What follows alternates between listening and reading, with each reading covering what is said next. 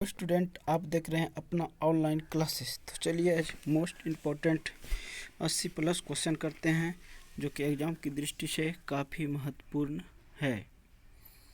तो चलिए शुरू करते हैं। पहला क्वेश्चन है कि फोकस दूरी 20 सेंटीमीटर के अवतल दर्पण की वक्रता त्रिज्या क्या होगी। तो 20 सेंटीमीटर दर्पण की वक्रता त्रिज्या है, तो फोकस दूरी का सूत्र होता है F बराबर R/2। ठीक है। और आपसे पूछा गया कि अवतल दर्पण की वक्रता त्रिज्या, तो त्रिज्या अगर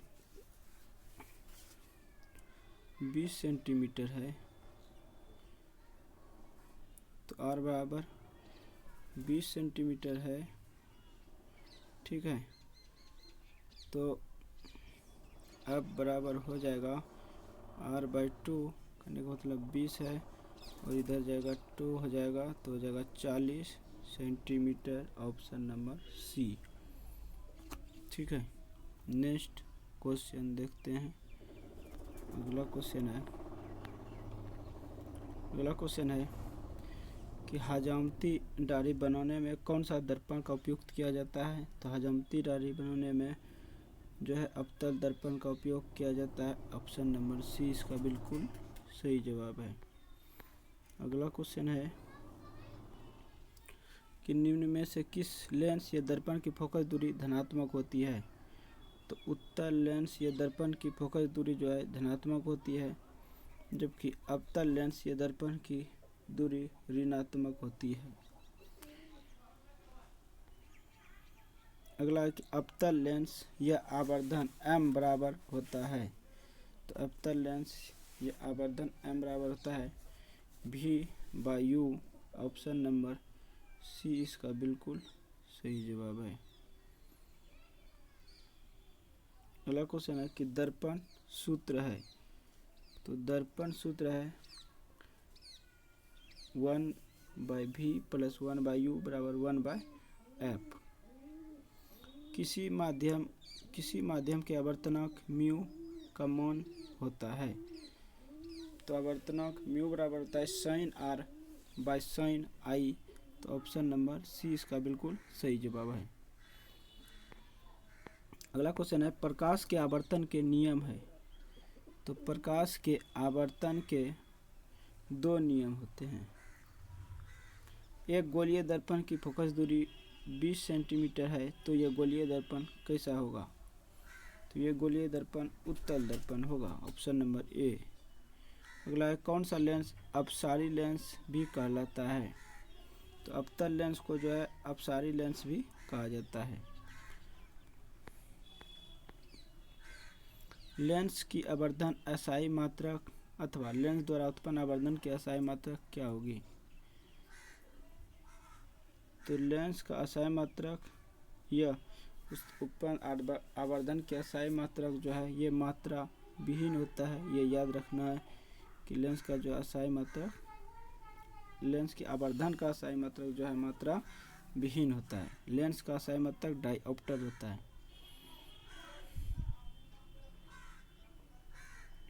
अगला क्वेश्चन है अवतल दर्पण की फोकस दूरी होती है। तो अवतल दर्पण की फोकस दूरी हमेशा ऋणात्मक होता है। पहले भी बता चुके हैं आप लोग को कि अवतल लेंस कहे तो ऋणात्मक, उत्तल लेंस धनात्मक। यह ऋणात्मक होगा अवतल लेंस और उत्तल लेंस धनात्मक होगा।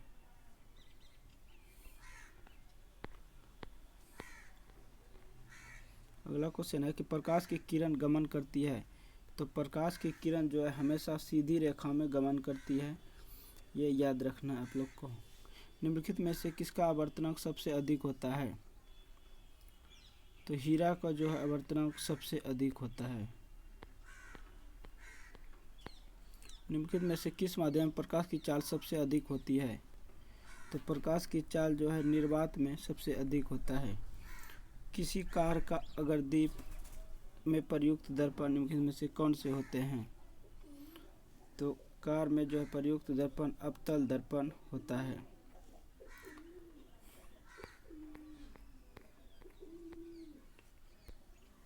किसी दर्पण से आप चाहे कितनी ही दूरी पर खड़े हो, आपका प्रतिबिंब सदैव सीधा प्रतीत होता है। संभवतः ये तो समतल या उत्तल दर्पण में होता है। ठीक है, ये याद रखना है। किसी लेंस की क्षमता -2 डायोप्टर है तो इसकी फोकस दूरी क्या होगी? तो फोकस दूरी का सूत्र होता है F बराबर R/2। तो इसका जो है फोकस दूरी हो जाएगा 0.5 सेंटीमीटर।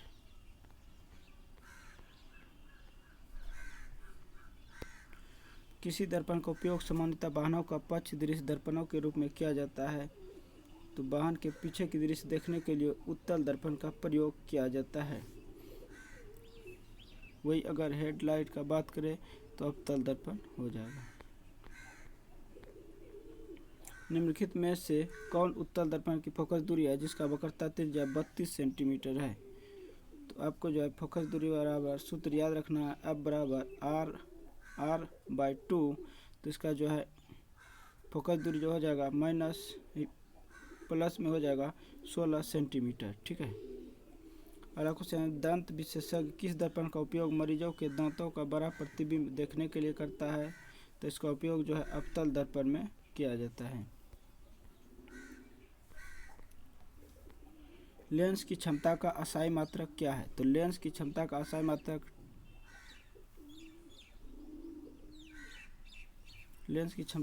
मात्रक मीटर पर इनवर्स 1 होता है, ये याद रखना है। अवतल दर्पण की फोकस दूरी उसकी वक्रता त्रिज्या की होती है, तो उसकी जो है हमेशा आधी होती है। किसी लेंस के द्वारा सिर्फ काल्पनिक प्रतिबिंब बनता है तो वो जो है उत्तल दर्पण के द्वारा काल्पनिक प्रतिबिंब बनता है। गोलपीय दर्पण में फोकसांतर एवं वक्रता त्रिज्या के बीच संबंध है, अथवा गोलीय दर्पण या फोकसांतर तथा उसके वक्रता त्रिज्या का कितना गुना होता है। तो इसको जो है याद रखना है आपको। इसको जो है F बराबर R/2 होता है। एक अवतल दर्पण की फोकस दूरी 10 सेंटीमीटर तो उसकी वक्रता त्रिज्या क्या होगी? तो उसका वक्रता त्रिज्या जो है वो हो जाएगा 5 सेंटीमीटर। सरल सूक्ष्मदर्शी में किसका उपयोग होता है? तो सरल सूक्ष्मदर्शी में जो है वो उत्तल लेंस का उपयोग होता है। एक उत्तल लेंस होता है, तो एक उत्तल लेंस जो है वो किनारे की अपेक्षा बीच में मोटा होता है।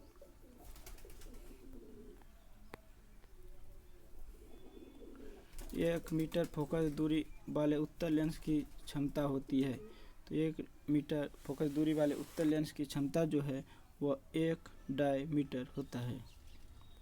अगला है कि निर्गत किरण एक अभिलंब के बीच के कोण को कहते हैं, तो वो कहते हैं परावर्तन कोण को।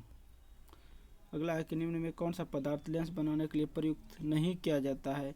तो जल है, कांच है, प्लास्टिक है, इसका प्रयोग किया जाता है, पर जो है मिट्टी का प्रयोग नहीं होता है। तो ऑप्शन नंबर डी मार दीजिएगा। अगला क्वेश्चन है, एक अवतल लेंस की फोकस दूरी 50 सेंटीमीटर है तो उसकी क्षमता क्या होगी? अगर एक लेंस की फोकस दूरी 50 सेंटीमीटर है तो उसकी क्षमता जो है -2 डायोप्टर हो जाएगा। किसी समतल दर्पण की फोकस दूरी का मौन होता है तो ये अनंत होता है। निम्नलिखित में से किसका आवर्तनांक सबसे अधिक होता है? तो हीरा का जो है आवर्तनांक सबसे अधिक होता है, याद रखिएगा। हीरा का आवर्तनांक सबसे अधिक होता है। लेंस की फोकस दूरी आप एवं क्षमता P हो तो इसका सूत्र हो जाएगा P × F बराबर 1। निर्देशांक चिन्ह परिपाटी के अनुसार गोलीय दर्पण के लिए आवर्धन सूत्र होता है M बराबर V/U। एक साधारण प्रिज्म कितने सतहों से घिरा होता है? तो एक साधारण प्रिज्म जो है वो 5 सतहों से घिरा हुआ होता है। आकाश का नीला रंग होना किस परिघटना का परिणाम है? तो आकाश का नीला रंग होना ये परिकिरण कहलाता है। ये दूरदृष्टि दोष वाले नेत्र साफ साफ देख सकता है तो दूर की वस्तुओं को। तरंगदैर्घ्य को सामान्यतः व्यक्त किया जाता है, तो तरंगदैर्घ्य को जो है हमेशा एंगस्ट्रॉम में व्यक्त किया जाता है।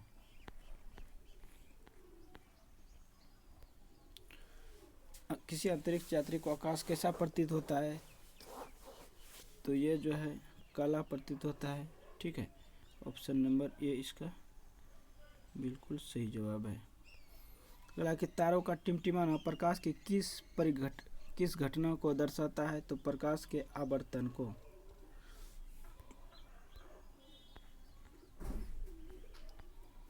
किस रंग का विचलन न्यूनतम होता है, तो लाल रंग का विचलन जो है सबसे कम होता है, जबकि बैंगनी रंग का सबसे अधिक होता है।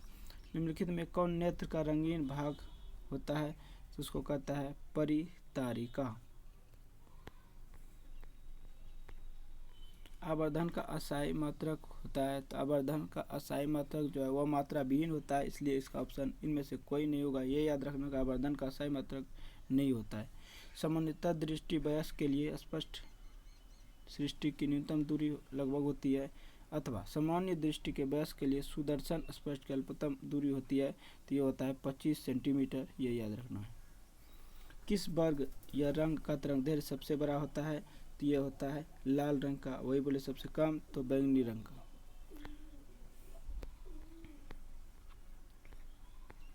प्रकाश के रंगों में से किस रंग का आवर्तनक अधिकतम होता है, तो आवर्तनक जो है सबसे अधिकतम बैंगनी रंग का होता है, और सबसे कम बोले तो ये याद रखना है लाल रंग का। नेत्र की समंजन क्षमता कम हो जाने से उत्पन्न होती है, तो जरा दृष्टि दोष। नेत्र की अगर समंजन क्षमता कम हो जाती है तो जरा दृष्टि दोष उत्पन्न होता है। जरा दूरदर्शिता के निवारण के लिए उपयोग किया जाता है, तो द्विफोक्सी लेंस। किसी वस्तु का प्रतिबिंब नेत्र के जिस भाग पर बनता है उसे कहते हैं इंग्लिश में रेटिना, या इसको हिंदी में दृष्टिपटल कहा जाता है। एक स्वस्थ मानव नेत्र के निकटतम तथा दूर बिंदु क्रमशः होते हैं। एक स्वस्थ मानव जो है उसका निकटतम जो 25 सेंटीमीटर होता है, और दूर बिंदु जो है वो अनंत होता है। किसी दृष्टि दोष में किसी वस्तु का प्रतिबिंब रेटिना के आगे बनता है, तो निकट दृष्टि दोष में जो नेत्र दूर स्थित वस्तुओं को स्पष्ट नहीं देख पाता, उस नेत्र में होता है निकट दृष्टि दोष। नेत्र लेंस की फोकस दूरी अधिक हो जाने से कौन सा दृष्टि दोष होता है, तो नेत्र लेंस की फोकस दूरी अधिक हो जाने से दूर दृष्टि दोष हो जाता है। निम्नलिखित में कौन विद्युत का सुचालक है, अथवा निम्नलिखित में कौन अधातु विद्युत का सुचालक है, तो ग्रेफाइट जो है ये विद्युत का सुचालक होता है। घरेलू विद्युत परिपथ में प्रतिवर्ती धारा की आवृत्ति होती है, अथवा भारत में उत्पादित प्रतिवर्ती विद्युत धारा की आवृत्ति 50 हर्ट्ज होता है। ये याद रखना है। निम्नलिखित में कौन सा पद विद्युत परिपथ में विद्युत शक्ति को निरूपित करता है, तो R square I square R V square by R या V इंटू I, ये सभी हो जाएगा। विभवांतर मापने वाला यंत्र को कहते हैं वोल्ट मीटर। विभवांतर को जिस यंत्र से मापा जाता है उसको कहते हैं वोल्ट मीटर। प्रतिरोध का अस्थायी मात्रक क्या है, प्रतिरोध का मात्रक होता है या विद्युत प्रतिरोध का मात्रक, ये सभी का ओम होता है। याद रखना ऑप्शन नंबर डी। प्रतिरोधकता का अस्थायी मात्रक ओम मीटर होता है। ये याद रखना है कि प्रतिरोधकता का अस्थायी मात्रक ओम मीटर होता है, या किसी चालक के प्रतिरोधकता का मात्रक ओम मीटर होता है। निम्नलिखित में कौन सा पद विद्युत परिपथ में विद्युत शक्ति को निरूपित नहीं करता है, तो I R स्क्वायर जो ये निरूपित नहीं करता है। तो अभी आपको जो है ऊपर में बताएं कि I स्क्वायर R भी होता है, V इंटू I भी होता है, V स्क्वायर बाय R भी होता है, पर जो है ये नहीं होता है। विद्युत परिपथ में विद्युत धारा को मापने के लिए क्या उपयोग होता है, अथवा विद्युत परिपथ में विद्युत धारा की माप किससे की जाती है, अथवा विद्युत परिपथ में प्रवाहित धारा का मान मापने में प्रयुक्त यंत्र है, इसको कहते हैं आमीटर। ऑप्शन नंबर सी इसका बिल्कुल सही जवाब है। अगला क्वेश्चन है कि जब किसी चालक तार से विद्युत धारा प्रवाहित होती है तो गतिशील कण है, तो इलेक्ट्रॉन जो है गतिशील होता है जब किसी विद्युत धारा में प्रवाहित होते हैं। निम्नलिखित में से कौन सा कथन सत्य है, इसमें आपको बताना है कि कौन सा कथन जो है वो सत्य है। तो जूल बराबर जो है कूलम इंटू वोल्ट होता है, ये बिल्कुल सही है। 1 किलोवाट घंटा बराबर होता है 3 into 6 into 10⁻6 joule. 3 into 6 into 10⁻6 joule होता है। विद्युत का अच्छा चालक है, तो विद्युत का जो अच्छा चालक है वो है चांदी। निम्नलिखित में कौन विद्युत विभवांतर का सही मात्रक है, अथवा विभवांतर का सही मात्रक क्या होता है? तो विभवांतर का सही मात्रक वोल्ट होता है। याद रखना, विभवांतर का सही मात्रक वोल्ट होता है। ओम का नियम है, तो ओम का नियम बराबर होता है V/IR। V बराबर IR, V बराबर IR। अमीटर का प्रतिरोध होता है, तो अमीटर का जो है प्रतिरोध इनमें से कोई नहीं होगा, कि कोई नहीं होता है। अगला क्वेश्चन है कि टंगस्टन निम्नलिखित में से किस ताप पर पिघलने लगता है? तो 3500 डिग्री सेल्सियस पे जो है टंगस्टन पिघलने लगता है। निम्नलिखित में कौन अर्धचालक नहीं है? तो पारा जो है ये अर्धचालक नहीं है। 12 वोल्ट विभवांतर के दो बिंदुओं के बीच 2 कूलम आवेश को ले जाने में किया गया कार्य होगा, तो इसका कुल कार्य जो होगा वो हो जाएगा 24 जूल। 10 ओम एवं 20 ओम के दो प्रतिरोधों को श्रेणी क्रम में जोड़ने पर समतुल्य प्रतिरोध होगा 30 ओम। 1 ओम और 2 ओम के प्रतिरोध को श्रेणी क्रम में 6 वोल्ट के बैटरी के साथ जोड़ा जाता है, तो परिपथ में धारा का मान होगा 2 एम्पियर। ओम के नियम, तो ओम का नियम जो है I समानुपाती V होगा। ओम के नियम को परिभाषित करने में किसका मान अचर होता है? तो ताप का। ओम को परिभाषित करने में किसका मान अचर होता है? तो ताप का। 1, 2 और 3 ओम के 3 प्रतिरोधों को श्रेणी क्रम में जोड़ने पर समतुल्य प्रतिरोध जो है वो 6 ओम हो जाएगा। किसी चालक से 2 मिनट तक 1 एम्पीयर की धारा प्रवाहित होने पर आवेश का मान होगा 120 कूलम्ब। विद्युत परिपथ में 2 बिंदुओं के बीच विभवांतर मापने के लिए प्रयुक्त होता है वोल्ट मीटर।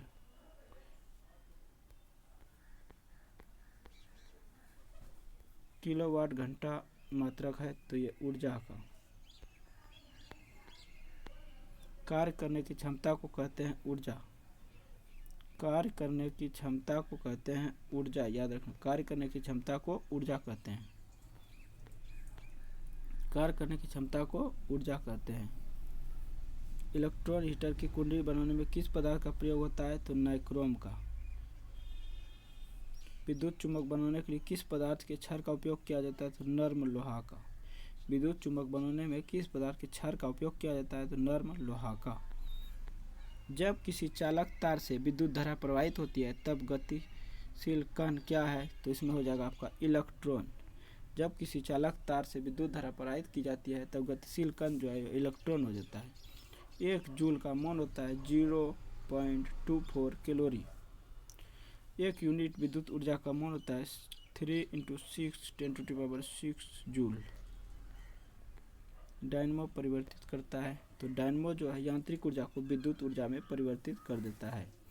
विद्युत चुम्बकीय प्रेरण की खोज किसने की थी? तो विद्युत चुम्बकीय प्रेरण की खोज जो है ये फैराडे ने किया था।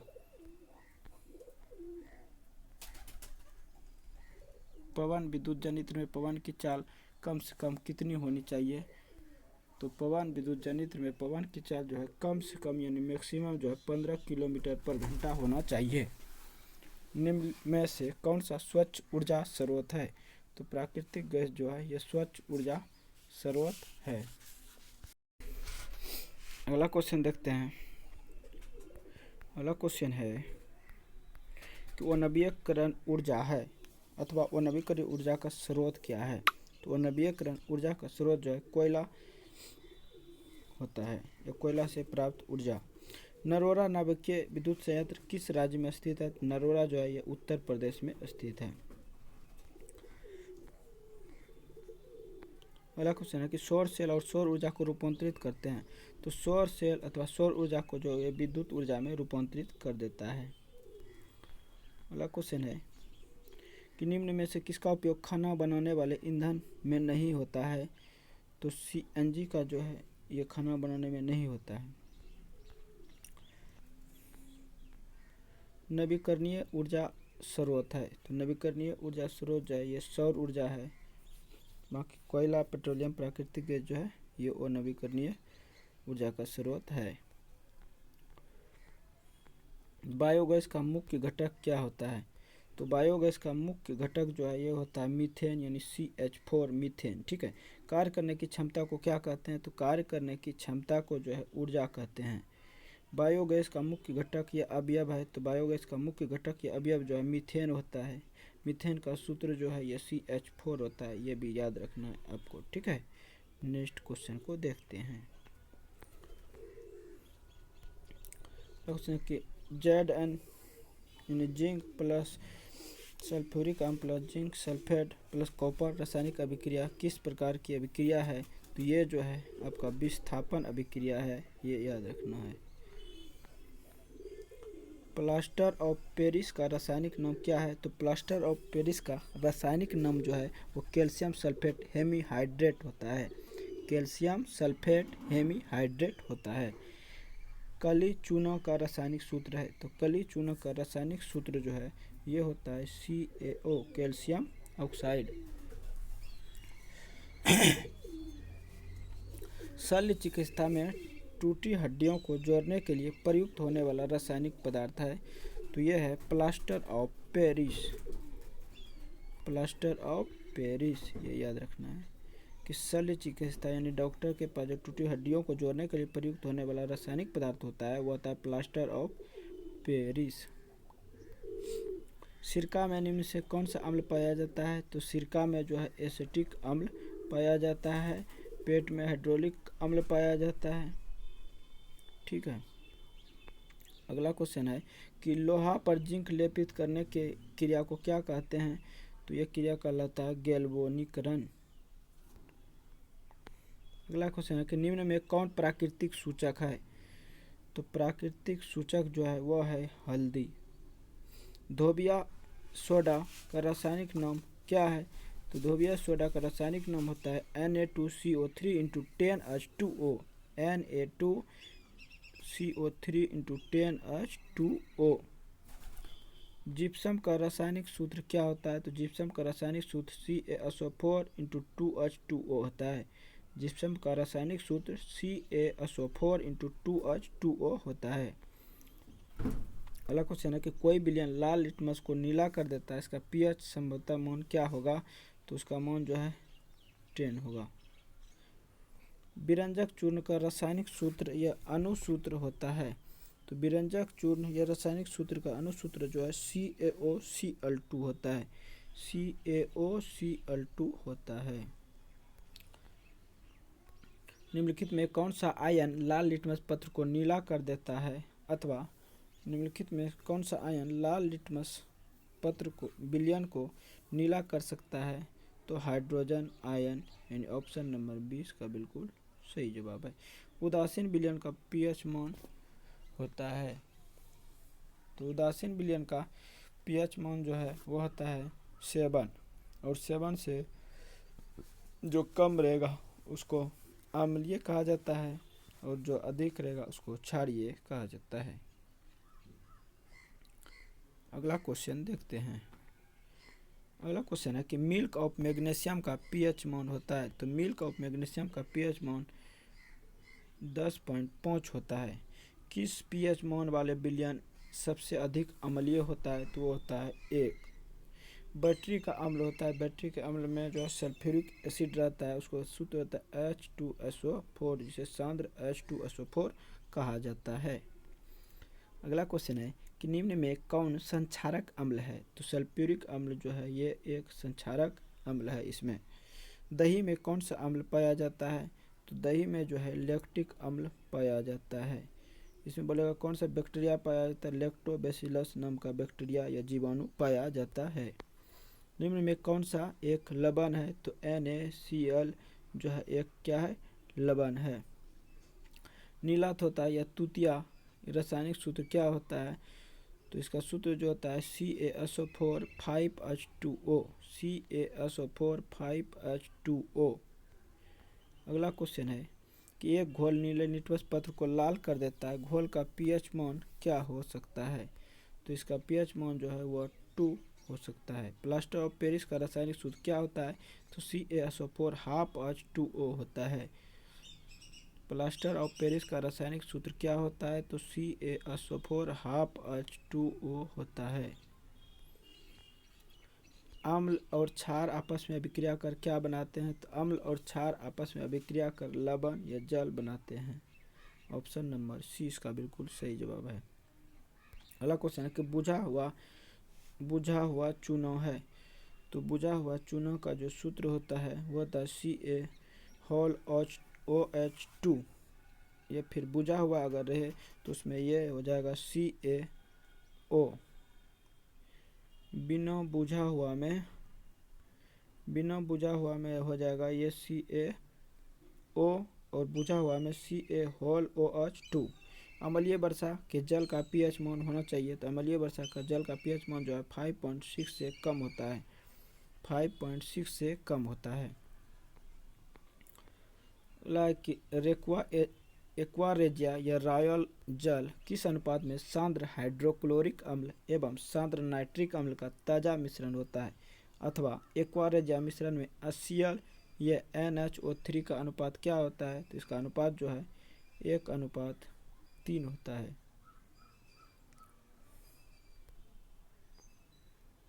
कोई विलयन नीले लिटमस पत्र को लाल कर देता है, इसका पीएच मान संभवतः होगा। तो 1 विलयन नीले लिटमस को लाल कर देता है तो विलयन का पीएच मान क्या होगा? तो इसका विलयन का पीएच मान जो है वो होगा 6। एक छात्र जांच प्रश्नावली में लिए गए सोडियम बाइकार्बोनेट के तहत विलयन में सांद्र सूचक की कुछ बूंद मिलाता है तो निम्नलिखित में से कौन सा रंग दिखाई देगा? तो ये जो है ये हरा रंग का दिखाई देता है।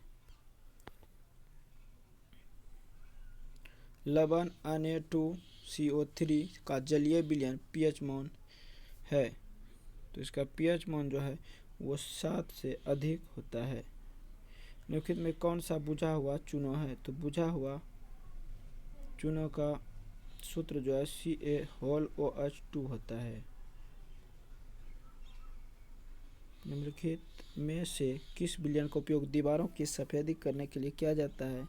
तो वह है CaOH2। कौन सा धातु कमरे के ताप पर तरल द्रव में होता है? तो कमरे के ताप पर तरल द्रव के रूप में जो है ये ब्रोमीन होता है। अगर धातु बोले तो वह परा हो जाएगा। जिंक ब्लेड निम्नलिखित में से किस धातु का अयस्क है? तो ये है जिंक का, Zn का। सोना का परमाणु संख्या कितना होता है? तो सोना का परमाणु संख्या जो है वह 69 होता है और संकेत Au होता है। सोडियम की परमाणु संख्या कितना है? तो सोडियम का परमाणु संख्या 11 होता है।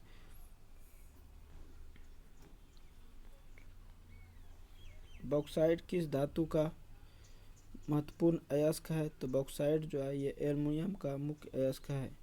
बॉक्साइट एल्युमिनियम का मुख्य अयस्क होता है। संकरीयता श्रेणी में सबसे अधिक क्रियाशील धातु है, तो इसमें से जो है सबसे अधिक क्रियाशील धातु जो है वह है सोडियम, Na सोडियम। शुद्ध सोना कितने कैरेट का होता है अथवा शुद्ध सोने को व्यक्त किया जाता है? तो 24 कैरेट में। 24 कैरेट में।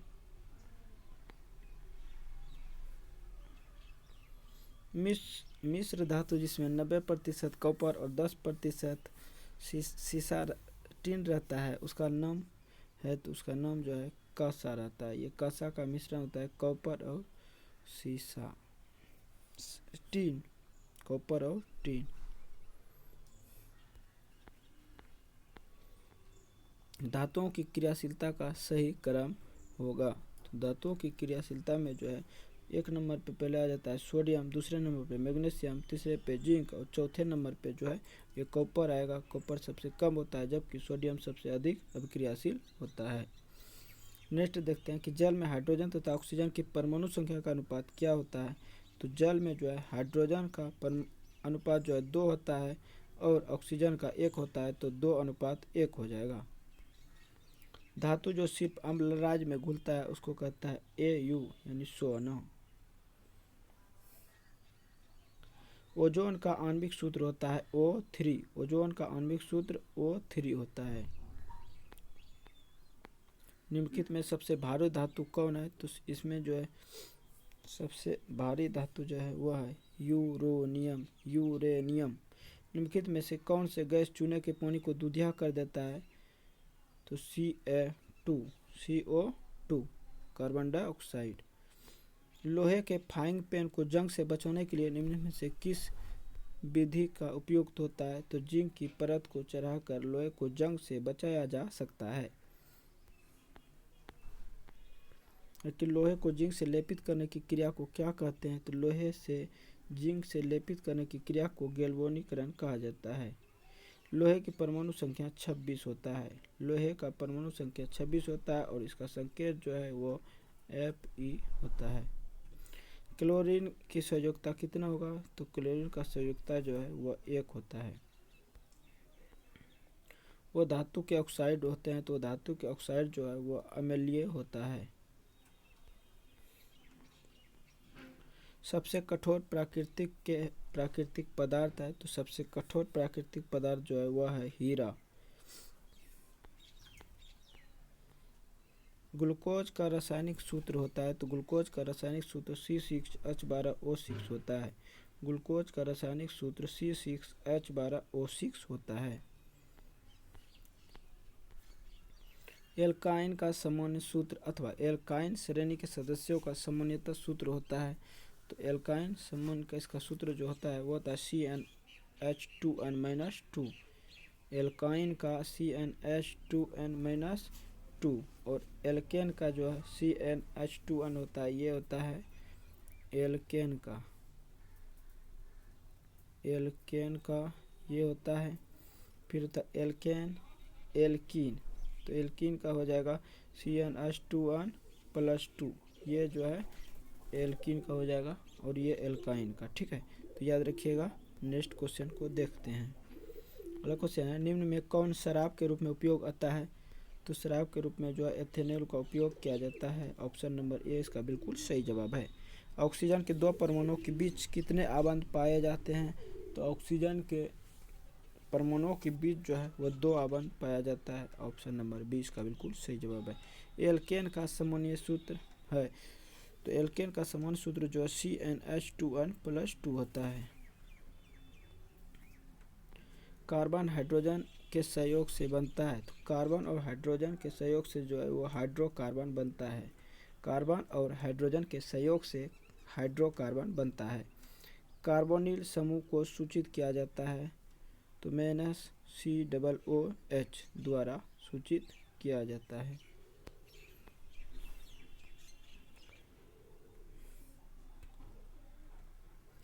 क्वेश्चन है कि CHO यानी अभिक्रियाशील समूह को कहते हैं अथवा इसका प्रक्रियात्मक समूह निम्नलिखित में से कौन है? अथवा CHO अभिक्रिया मूलक को क्या कहते हैं? तो इसको जो है ये एल्डिहाइड ग्रुप कहा जाता है। इसको एल्डिहाइड ग्रुप कहा जाता है। एथिलीन है तो एथिलीन जो है एक ओलिपिन है। एथिलीन क्या है? तो एक ओलिपिन है। घरेलू गैस यानी LPG का प्रमुख अवयव क्या है? तो LPG का प्रमुख अवयव जो है वह है ब्यूटेन। और इसमें बोला जाएगा कि इसमें जो है ये जो महकता है इसका क्या कारण है? तो इसमें जो है एक मिथाइल मरकप्टन नाम का गंध जो है मिलाया जाता है जिसके कारण इसका गंध होता है। संतृप्त हाइड्रोकार्बन श्रेणी के सदस्य को कहा जाता है तो इसको एल्केन कहा जाता है। संतृप्त हाइड्रोकार्बन श्रेणी के सदस्य को एल्केन कहा जाता है। अगला है कि Al2C3 के जल अपघटन से कौन बनता है? तो ये मीथेन तैयार होता है। ऑप्शन नंबर बी इसका बिल्कुल सही जवाब है।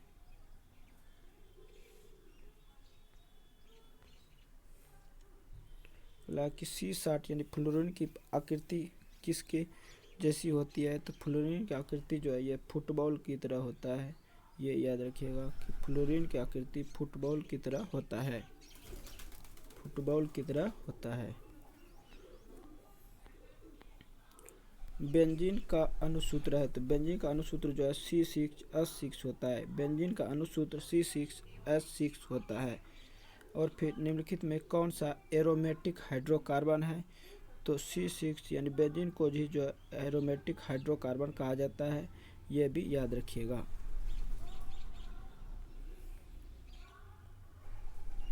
ऑक्सीजन की संयोजकता होती है, तो ऑक्सीजन का संयोजकता जो है वो होता है 2।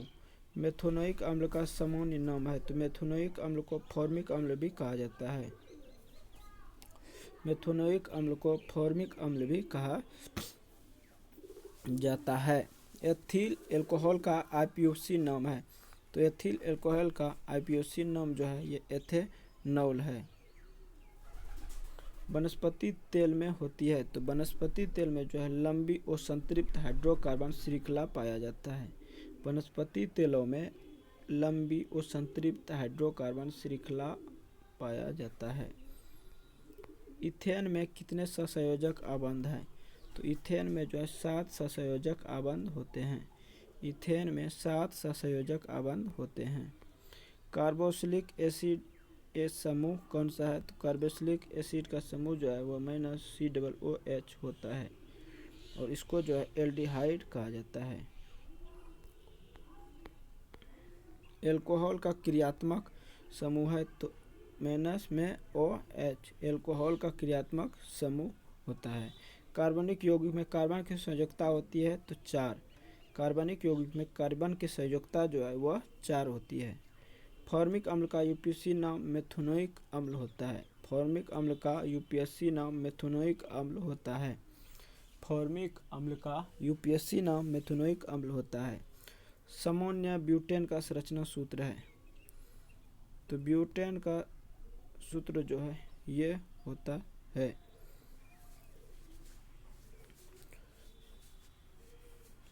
C4H10। इसका अगर सूत्र पूछ दे तो याद रखिएगा C4H10 जो है इसको ब्यूटेन कहा जाता है।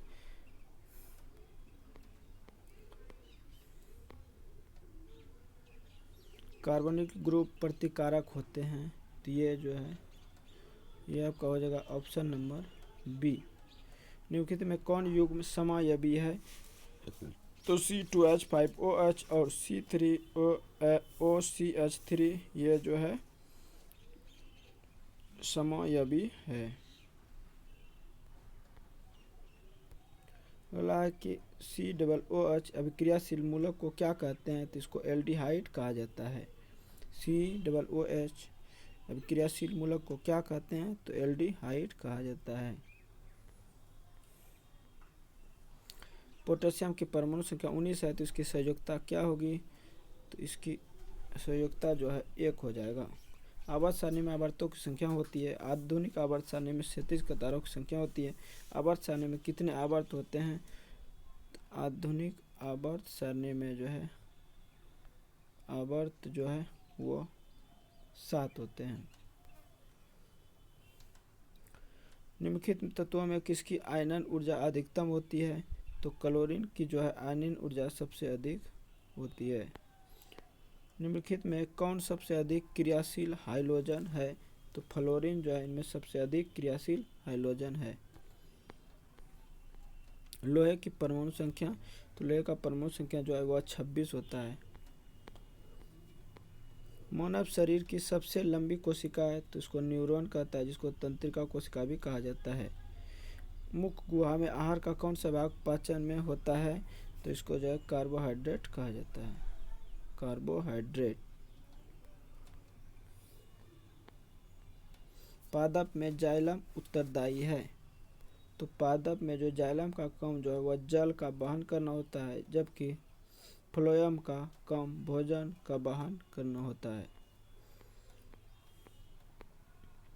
परजीवी पौधे का एक उदाहरण है, तो अमरबेल जो है ये एक परजीवी पौधे का उदाहरण है। रक्त का लाल रंग निम्नलिखित में से किस प्रोटीन की उपस्थिति के कारण होता है, अथवा इनमें से किसकी उपस्थिति के कारण रक्त लाल दिखाई देता है, तो रक्त लाल जो वो हीमोग्लोबिन के कारण होता है, ये भी याद रखना है। जड़ का वृद्धि अगोमवादी वृद्धि है, ये गुरुत्व जड़ का वृद्धि या अधोगामी वृद्धि जो है यह गुरुत्वानुवर्तन के कारण होता है। ऑप्शन नंबर 20 का बिल्कुल सही जवाब है। दूध से दही बनने के या जमने के लिए कौन सी क्रिया होती है, तो ये जो है किण्वक प्रक्रिया द्वारा दूध से जो है दही बन जाता है। क्लोरोफिल वर्णक का रंग होता है, तो क्लोरोफिल वर्णक का रंग जो है वह हरा होता है। रंध्र मुख्यतः पाए जाते हैं। यह स्टोमेटा पौधे के किस अंग में पाया जाता है? तो ये जो है पत्तियों में पाया जाता है। इसके द्वारा जो है गैसों का आदान प्रदान होता है। कौन सी गैस श्वसन प्रक्रिया में मुक्त होती है, यानी छोड़ा जाता है? तो ये जो है कार्बन डाइऑक्साइड को छोड़ा जाता है और ऑक्सीजन को ग्रहण किया जाता है। रंध्र का मुख्य कार्य क्या है? तो रंध्र या स्टोमेटा, इसका मुख्य कार्य जो है गैसों का विनिमय एवं वाष्पोत्सर्जन होता है। पुष्प फूल का कौन सा भाग फल में बदलता है? तो पुष्प फूल का कौन सा भाग फल में बदलता है? तो ये अंडाशय, अंडाशय जो है फल में बदलता है। किसकी उपस्थिति के कारण पौधे का रंग हरा होता है? तो क्लोरोफिल की उपस्थिति के कारण पौधे का रंग जो है वह हरा हो जाता है। प्रकाश संश्लेषण की क्रिया होती है, तो प्रकाश संश्लेषण की क्रिया जो है हरे पौधे में होता है। फ्लोएम उत्तक द्वारा कार्बोहाइड्रेट का परिवहन होता है सुक्रोज के द्वारा, ये सुक्रोज के रूप में। फ्लोएम उत्तक द्वारा कार्बोहाइड्रेट का परिवहन होता है सुक्रोज के रूप में। सभी हरे पौधे होते हैं तो स्वपोषी, जो स्वयं अपना पोषण या तैयार करता है। सामान्यतः अनुशीतलन रक्त दाब होता है, तो अनुशीतलन जो है वह 80 मीटर होता है।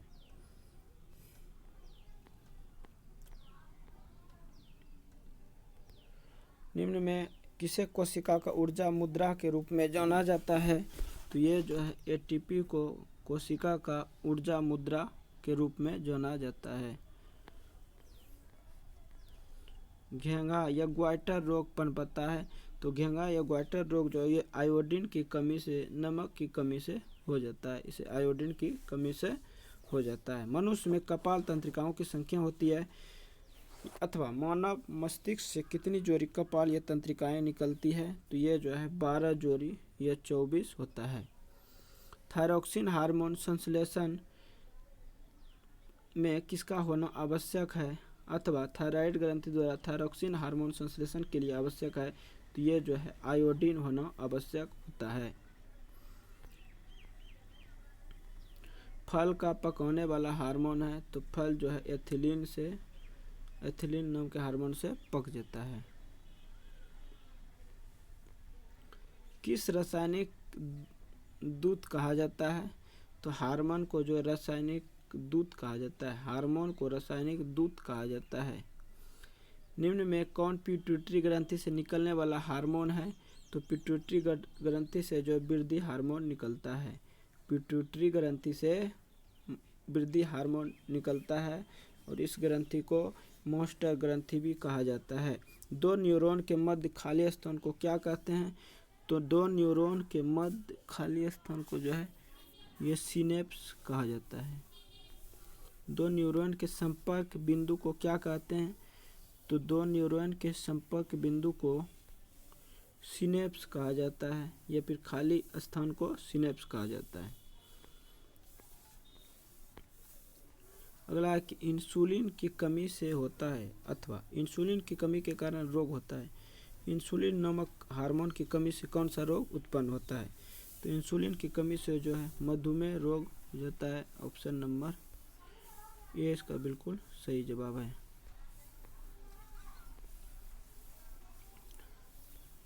निम्नलिखित में कौन मोस्टर ग्रंथि कहलाता है? तो पिट्यूटरी ग्रंथि को जो है मोस्टर ग्रंथि कहा जाता है। इनमें कौन बुद्धि एवं चतुराई का केंद्र है?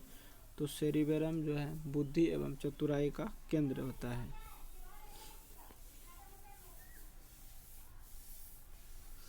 मानव में रज्जु से निकलने वाली मेरु तंत्रिका की संख्या होती है, तो मानव में रज्जु से निकलने वाली मेरु तंत्रिका की संख्या जो है वह 31 जोड़ी होती है।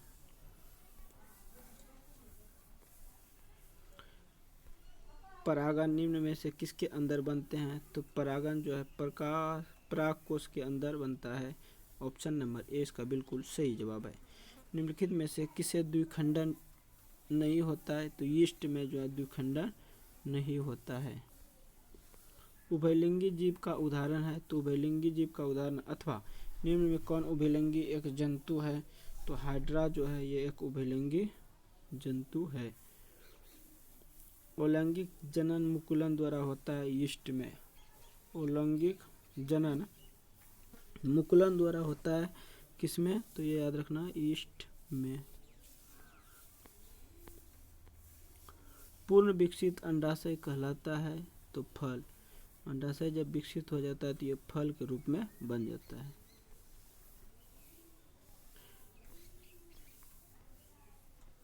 लास्ट क्वेश्चन है आपका कि यौन परिपक्वता की अवधि को क्या कहते हैं, तो यौवन आरंभ कहा जाता है।